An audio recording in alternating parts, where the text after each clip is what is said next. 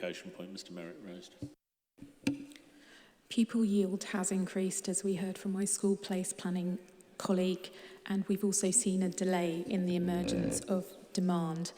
The Council's infrastructure evidence has considered the capacity and projected capacity in the existing network of schools. This in turn has fed into the schools identified in the Council's infrastructure evidence, most recently Appendix 1, EC CYC/79, which identifies those needs, and as they relate to on-site infrastructure needs associated with strategic sites, the policies as drafted in the plan are still consistent with that demand.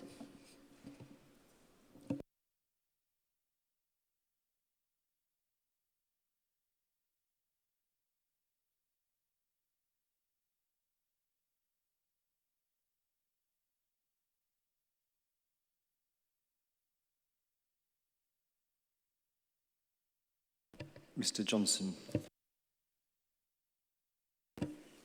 Thank you, sir. Well, firstly, on the point of the additional document, is that no, we on this side of the table at this end weren't aware of that document, which would have been useful to have been notified in advance of this morning's session. However, it's in front of me and I've got no particular issues with it. And my other point is, having just been through a rather detailed Section 78 inquiry on a strategic site, I just wonder if it might be helpful if I just touch upon the topic items that went into the Section 106 and how they relate back to the key infrastructure items that we're talking about this morning.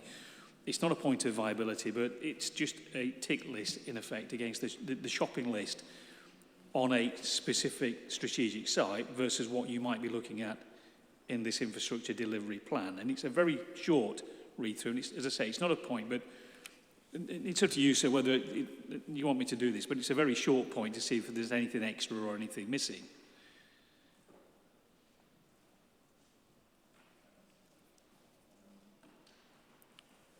Well, you thought it was worth mentioning, Mr. Johnson, so I'll take that at face value. I do. I'll be brief, genuinely brief. In effect, education is by far the biggest request in terms of contribution.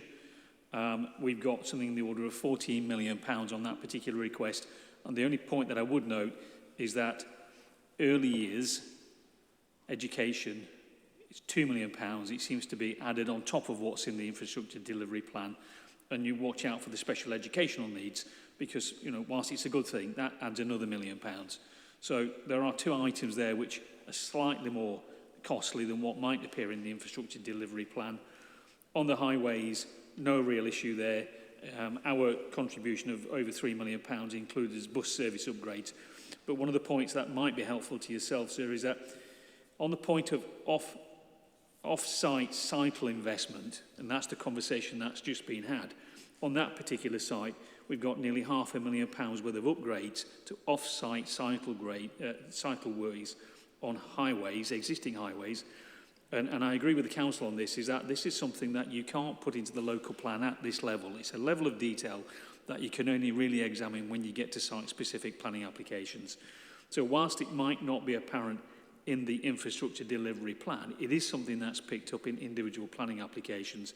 And in that particular case, to the tune of £500,000 on several off-site upgrades. And then the only other items beyond that were waste disposal, which was your bins, and that's not a very expensive item. But then the Gypsy and Traveller element, I don't think it's in the infrastructure delivery paper that I can see in front of me. I could be wrong about that. But in our particular case, the Gypsy and Traveller cost was an off-site contribution of something in almost £500,000. And again, not a small amount of money, but it's not necessarily in the infrastructure delivery cost paper that we see in front of us. I'm just intrigued, Mr. Johnson. What is that for? The Gypsy and Traveller is a off-site contribution under the policy in the emerging plan towards traveller pictures, and on the major sites, and in our particular case, there was a calculation of 3 additional pictures required, £150,000 a pitch, and that amount came to £450,000 as an off-site contribution. And it was picked up in the Gypsy and Traveller conversation.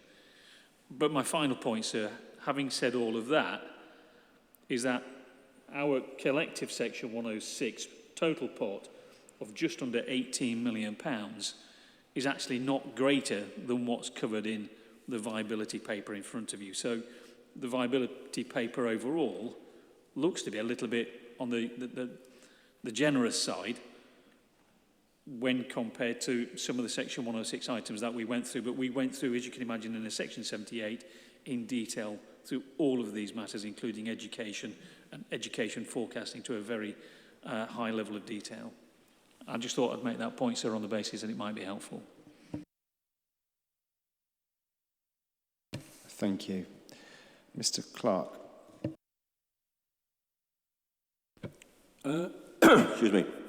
Thank you. Just to back up what Mr. Merritt was saying, but also about cycling, but also with regard to some of the things Mr. Ridge has been saying. Paragraph 21 of the EXCYC 79 says York also has a well-developed cycling and walking infrastructure network. Now, of course, this expresses an opinion. I don't want to leave it unchallenged because, in my opinion, it's wholly false. York does not have a well-developed cycling and walking infrastructure network. It's very, very poor indeed, in my experience, and I have a certain experience of this. In this regard, just one thing to mention, that I would like to see the evidence for it, but the comparisons that are made here, that we talk about moving in the UK, it seems to me we should not restrict ourselves. This is 2022. We should not restrict ourselves to elsewhere in the UK. Although elsewhere in the UK are certainly doing better than York is doing, Oxford I mentioned before, but to restrict ourselves to, we should be looking for best practice worldwide, and York falls severely behind this. And I suppose at some point I might offer some evidence of this, but now is probably not the time. But I want the point to be made that York does not have, in any way, an adequate cycle network for the year 2022.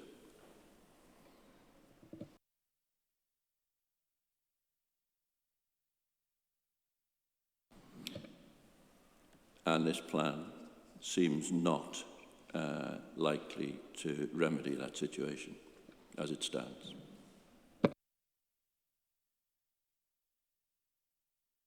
Shall I take one more before coming back to you, Mr. Alvinia? Mr. Butler. Thank you, sir. Just wanting to echo Mr. Johnson's points and add a couple more myself. So I obviously represent TW Fields for site ST7, ST14, and it's difficult today to make more generic comments without getting site-specific, but it does help us set ourselves up for the next phase. So obviously the council's viability work is very high level and a guide. It does include some double counting with some inputs on the high side, but we've always considered it to be as Mark said, a generous or a worst case assessment, but what we've always done is compare that work and that evidence to the Section 106 costs that have come out of the application process. And indeed, the site that Mr. Johnson was referencing at North of Monk's Cross, that's laid bare in committee reports and in the appeal work, so it gives you a nice way of comparing and contrasting with your own sites in respect of education matters and things like that. But the key element for us, I suppose, is that viability work does confirm that the sites are viable and does back up our own assessment work on that basis. And whilst the document that we've talked about this morning, the updated IDP work, EXCYC DocRef 79, it does include the majority of infrastructure requirements in there for the two sites, SE7, SE14, mirror our own, but does need tidying up. Specifically the wording of some of the elements, and I think that the key thing for us is to work closely with the council as part of between now and phase 3 to agree a statement of common ground to tidy those elements up and ensure it aligns with what is being delivered or what will be delivered on the ground to meet the policy requirements. Thank you. Yeah, we are touching on questions of viability, which I'd rather that we left till later on. So if I could ask people to contain their excitement on that just for now. Mr Elvin. I was just going to say the same thing, but both Mr Jones and indeed Ms Cook have touched upon the fact that we are in dialogue in some detail with the sites to produce more detailed information for you. I've already said that and I'll get in due course confirmation that, as has been said, the viability assessment is a high level and it presents in some respects very much a worst case picture. We'll come back to that in due course.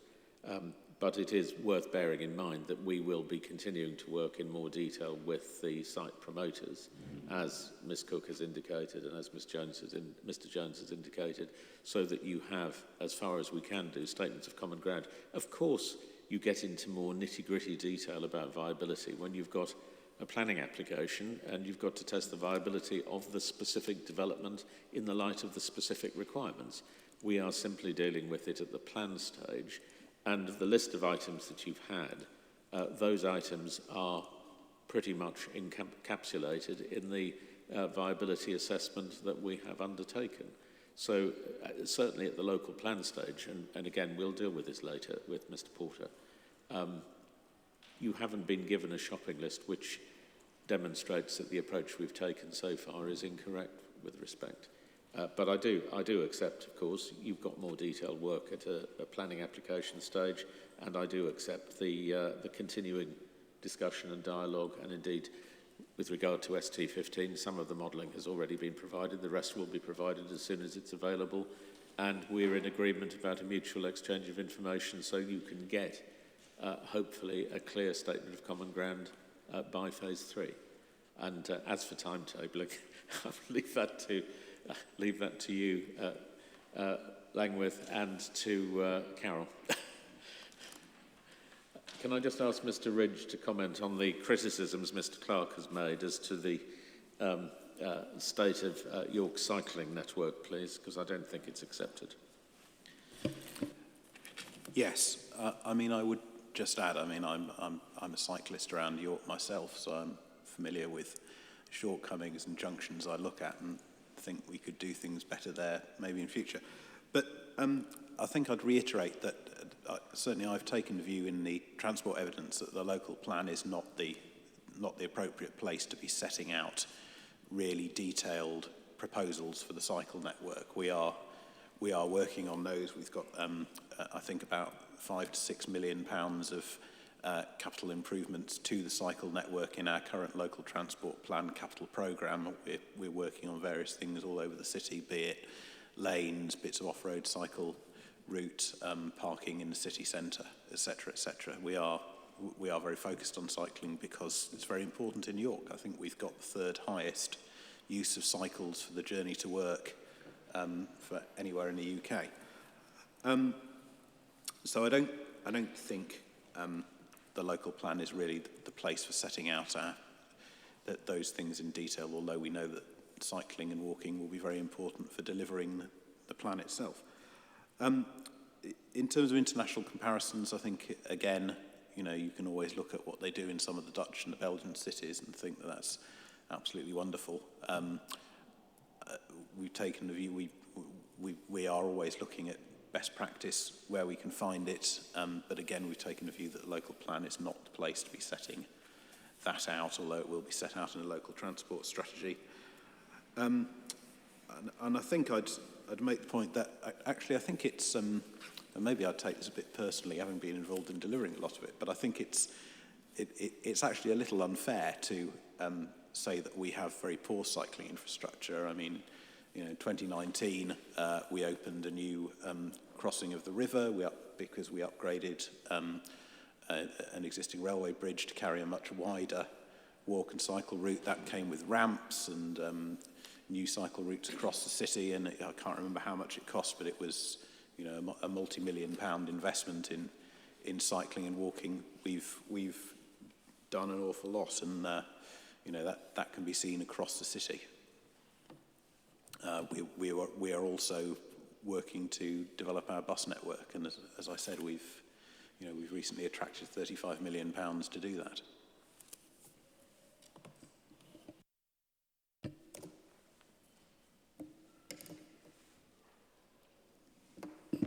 Okay, I'm going to take our morning break now. So I make it 11:01. I adjourn the hearing to resume at 11:25. Thank you.